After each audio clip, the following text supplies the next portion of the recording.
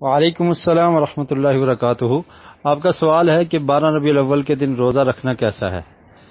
دیکھیے، 12 ربیع الاول کے دن روزہ رکھنا یہ نبی کریم صلی اللہ علیہ وسلم سے ثابت نہیں ہے، یعنی کسی مہینے کی خاص تاریخ کو روزہ رکھنا یہ ثابت نہیں ہے۔ ربیع الاول کا پورا مہینہ ہے، اس میں سے 12 کو اللہ کے رسول نے خاص کیا ہو کہ 12 کے دن میں روزہ رکھوں گا، ایسا کسی حدیث کی کتاب میں موجود نہیں ہے۔ اب رہی بات یہ کہ آقا علیہ الصلوۃ والسلام سوموار کا روزہ رکھتے تھے، تو یہ پیارے رسول صلی اللہ علیہ وسلم کی سنت ہے۔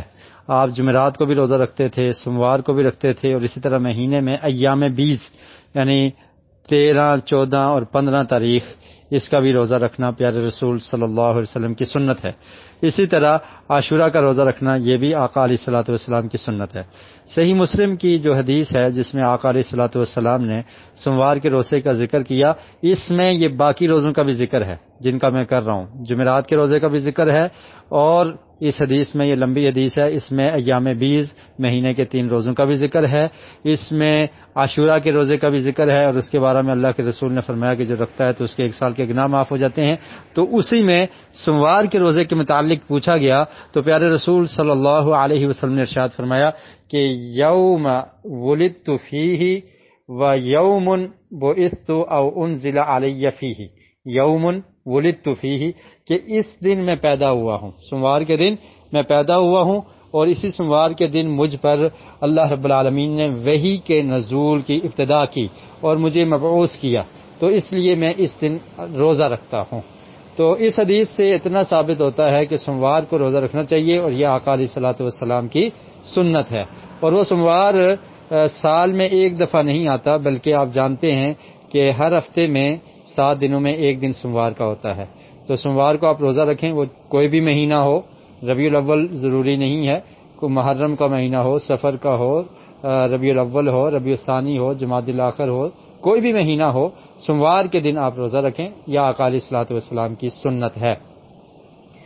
باقی سال کے بعد صرف 12 ربیع الاول کو جشن یا خوشی منانا یا آقا علیہ الصلوۃ والسلام کی سیرت سے ثابت نہیں۔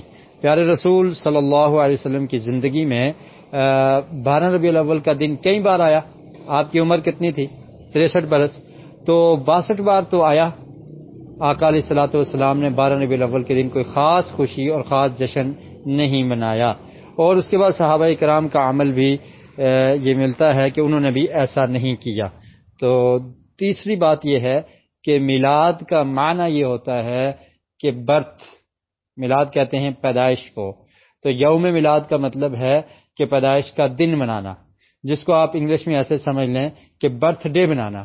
تو اسلام میں برتھ ڈے بنانے کا کنسپٹ نہیں ہے۔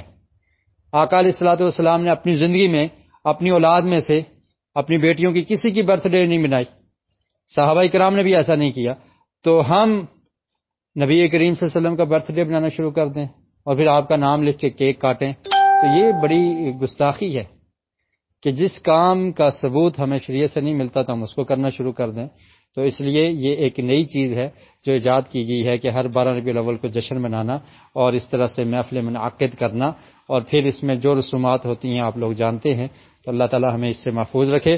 تو جو شخص روزہ رکھنا چاہتا ہے تو وہ سوموار کا روزہ رکھ سکتا ہے، اور وہ صرف ربیع الاول کے ساتھ خاص نہیں ہے، بلکہ پورا سال آپ کسی مہینے میں بھی اور ہر سوموار کو بھی روزہ رکھ سکتے ہیں۔ واللہ اعلم بالصواب۔